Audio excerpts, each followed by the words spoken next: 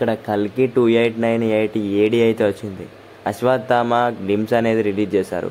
It was too good in visuals and Amitabh Bachchan dialogue delivery గురించి స్పెషల్గా చెప్పాల్సిన అవసరం లేదు. ఈ was an epic dialogue delivery.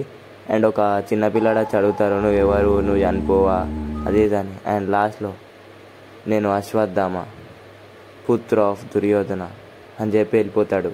His dialogue delivery was an epic అని చెప్పాలి. అమితాబ్ బచ్చన్ అనే యాక్టర్ అయితే కరెక్ట్ ప్లేస్మెంట్లో, కరెక్ట్ ప్లేస్లో, కరెక్ట్ రోల్కి అయితే ఇక్కడ మహానటి డైరెక్టర్ ఇచ్చారు.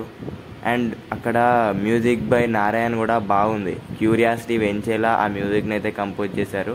Music work good and visual work అనేది టోటల్ మూవీలో ఇలానే ఉంటే బాక్స్ ఆఫీస్ నెంబర్స్ మాత్రం ఇంకొక రేంజ్లో వస్తాయి. Let's wait for the film and let's watch Hollywood level output అనేది వచ్చేలా ఉంది ఇంకా మూవీ నుండి. లెట్స్ వెయిట్ ఫర్ ప్రభాస్ అన్న కల్కి 2898 AD.